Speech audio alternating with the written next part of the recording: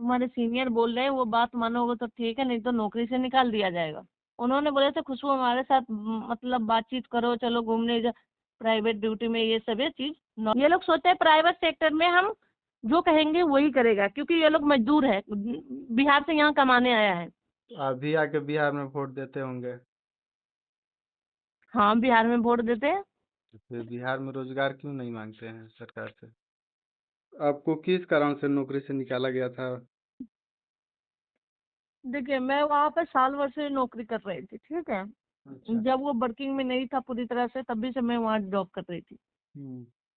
उसके बाद में नवंबर में मेरे साथ एक घटना हुआ था, हम्म। जो कि मेरे जो यीशु है उसने किया था, ठीक है। हम्म। अभी फिलहाल में नवंबर के बाद में सब ठीक ठाक चल रहा था। नवंबर के बाद खुशबू जो तुम्हारे सीनियर बोल रहे हैं वो बात मानोगे तो ठीक है, नहीं तो नौकरी से निकाल दिया जाएगा। हम्म। फिर मैंने बोली कि कोई बात नहीं, अगर नौकरी से निकालना है तो आप निकाल सकते हो, हम्म। लेकिन जो आप बोले वो मैं एक्सेप्ट नहीं कर सकती हूँ। उन्होंने हम्म। बोले थे, जो हमारे सीनियर है मिस्टर हेमराज सिंह, हम्म। उन्होंने बोले थे खुशबू हमारे साथ मतलब बातचीत करो, चलो घूमने जा, प्राइवेट ड्यूटी में ये सब ये चीज नॉर्मल सी हम्म। बात हो गई है, हमसे दोस्ती कर लो, हम्म। ठीक है। हम्म। तो हमने उनको पहले ही मना कर चुके थे कि सर हमने यहाँ पे जॉब करने हैं, ना कि यहाँ पे हम दोस्ती हम्म। करने आए हैं। सारे सीनियर ये प्राइवेट सेक्टर में ये सब नॉर्मल सी बात है, खुशबू समझ ना रहे। मैंने बोली ये चीजें मैं नहीं कर सकती, उनको मना कर दी थी। फिर उन्होंने सुपरवाइजर को भेजे थे 23 तारीख को। जब हम्म। 23 को मैंने ये चीजें उसको बोली, तो वो सुपरवाइजर क्या किया, बाहर जाके उनको बुला लिए कॉल करके, जो हम्म। बुलवाए थे हमें। हम्म। और वो आके मुझे बोलने लगे कि तुमने ऐसे ऐसे बोले उसको, मना कर रहे हो, तुम्हें 2 दिन के बाद में ड्यूटी से निकाल दिया जाएगा। हम्म। मैंने बोली ठीक है, पहले निकाल के देखिए आप।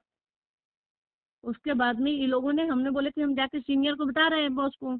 हम्म। उन्होंने मेरे बताने से पहले मुझे लेके फिर बाहर गए, लॉबी से बाहर, और ये चीजें मुझे कह रहे हैं कि हम्म। खुशबू अगर बॉस के पास जाओगे तो इमिडिएटली कुछ नहीं होगा, उनके नजर में भी गिर जाओगे, और उसके बाद में क्या कहते हैं, आगे कुछ नहीं कर पाओगे। हम्म। चुपचाप अगर बात को दबाना है तो चुपचाप रहो, अपना ड्यूटी करो, ठीक हम्म। है। हम्म। तुम्हें नहीं मानना है तो नहीं मानो। मैं बोली ठीक है। उसके बाद में उन्होंने 2 दिन कुछ नहीं किया, 2 दिन के बाद में पैराग्रीन रिपोर्ट करवाए हमसे। हम्म। 2 दिन के बाद ईमेल आया, जब मैं ड्यूटी से घर आ गई थी, तो हम्म।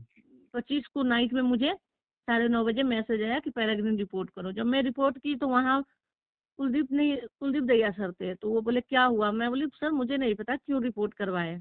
हम्म। फिर मैं वहां से आ गई, उसके बाद ड्यूटी गई।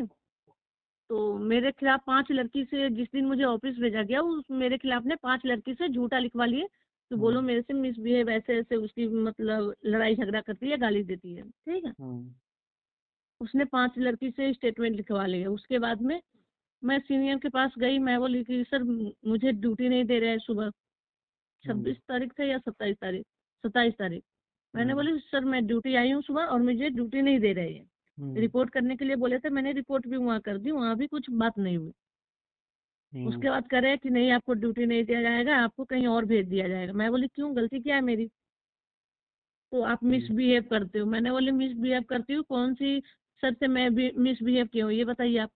तो हम्म। नहीं, आपके मैनेजर कह रहे ड्यूटी नहीं करेंगे, वो आपके हेमराज सर कह रहे कि ड्यूटी नहीं करेंगे, यशु कह रहे ड्यूटी नहीं करेंगे।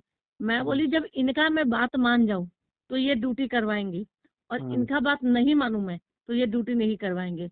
और ये हम्म। जो लड़कियां लिख के दी है, किस पोस्ट पे दी है, किससे मैं बहस की हूँ या किससे मैं लड़ाई की हूँ या बदतमीजी की हूँ, हर पोस्ट पे कैमरा लगी है। हम्म। 5 लड़की 6 लड़की एक जगह हम हो नहीं सकते बिल्डिंग में कहीं भी इकट्ठा। हम्म। तो हम किसी से जब किए ही नहीं है तो आप किस कारण से निकाल रहे हैं। तो यही हम्म। लोग बता रहे हैं मिसबिहेव किए हो। तो मैंने बोली सीनियर ने जो बात बोले थे उस हम्म। बात को मैं एक्सेप्ट नहीं की, तो इसके लिए मुझे नौकरी से निकाला जाएगा बिना नोटिस को। तो हम्म। हाँ आपको कहीं और नौकरी दिया जाएगा। मैं बोली मैं कहीं और नौकरी नहीं करूंगी।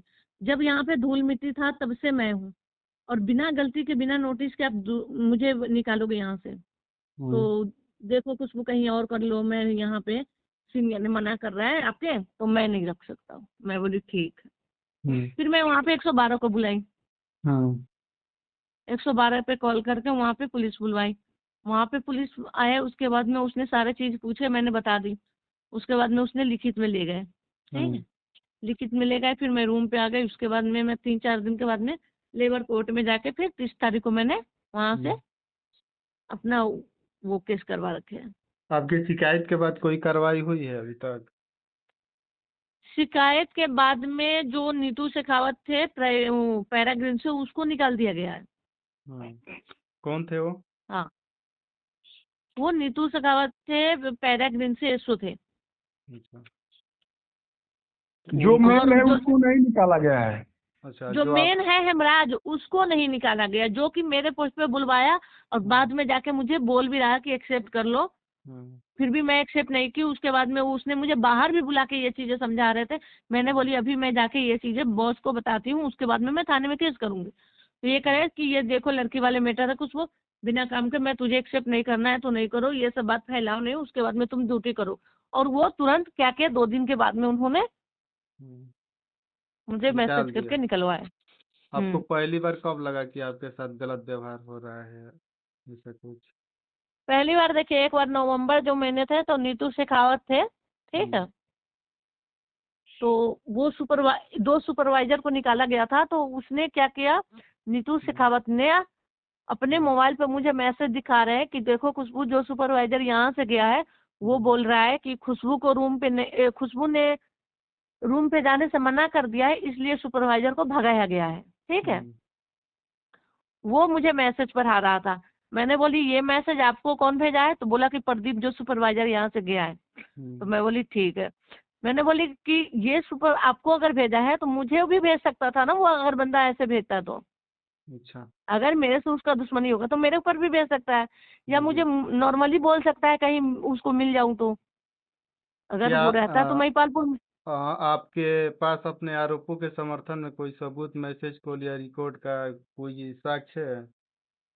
हम्म, जो आप आरोप जैसे लगा रहे हैं, हाँ न जिसके ऊपर भी आप आरोप लगा रहे हैं, इसके समर्थन में हाँ, कोई मैसेज कॉल रिकॉर्ड या कोई व्हाट्सएप चैटिंग कुछ तो होगा देखिए ना? जिस समय मुझे बोला गया उस समय 23 तारीख को हम्म कैमरे में देखिए, वो दोनों मेरे पोस्ट पे ही गए। पहले सुपरवाइजर आए हुए उस टाइम ही, उसके बाद में वो जो सीनियर थे वो भी आए थे और मुझे बाहर लेके गए। वो सारे कैमरे में वहाँ पे रिकॉर्ड है। तो इतना आसानी से सीसीटीवी फुटेज तो आपको देगा लोग नहीं? हाँ, वही चीज है ना, लेकिन जब बिल्डिंग में चेकिंग होगी तब भी तो वो बात पता चलेगा।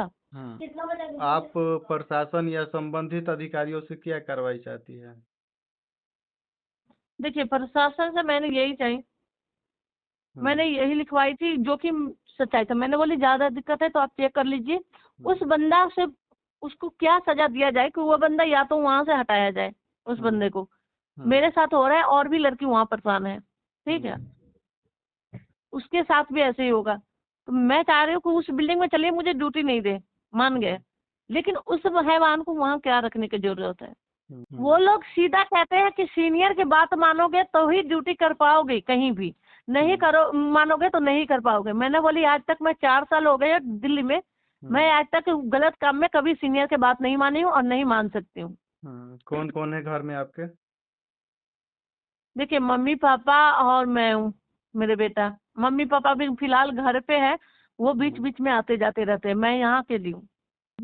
और नौकरी जाने के बाद परिवार पर क्या असर पड़ा है आपके? नौकरी जाने के देखिए बाद में मैं 17-18 दिन से बैठी हूँ यहाँ पे, परिवार पर तो असर पड़ेगा ही पड़ेगा। तब कुछ लड़कियां तो हमारी ऐसी होती है जो कि सीनियर के साथ पहले ही सेटिंग हो जाती है अपनी ड्यूटी के लिए। कुछ लड़कियां ऐसी है जो कि ना वही चीजें नहीं कर पाते हैं सीनियर के साथ में, तो उनको ऑन ड्यूटी निकाला जाता है।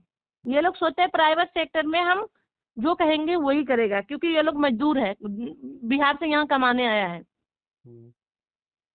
आप भी आके बिहार में वोट देते होंगे? हाँ, बिहार में वोट देते हैं। तो फिर बिहार में रोजगार क्यों नहीं मांगते हैं सरकार से? बिहार में रोजगार रहता तो हम यहाँ क्यों आते? वो अब अभी सम्राट चौधरी आया, वो कुछ करे तो ठीक है, नहीं तो चाचा नीतीश तो ऐसे ही ले मारे थे हमारे बिहार को।